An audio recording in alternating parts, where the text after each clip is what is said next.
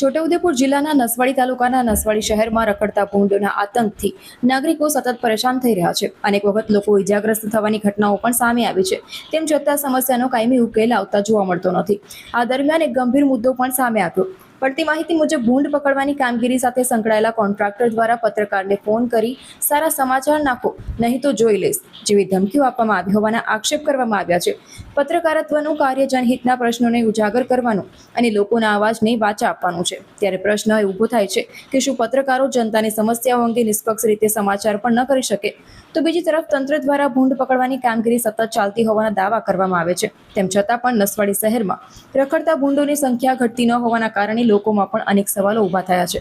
જો નિયમિત રીતે ભૂંડ પકડવામાં આવી રહ્યા છે તો પછી શહેરમાં હજી પણ ભૂંડોનો આતંક કેમ યથાવત છે? નાગરિકો માંગ કરી રહ્યા છે કે રખડતા ભૂંડોની સમસ્યાનો કાયમી ઉકેલ લાવવામાં આવે અને પત્રકારોને ધમકી આપવાના મામલે પણ યોગ્ય તપાસ કરી જરૂરી કાર્યવાહી કરવામાં આવે.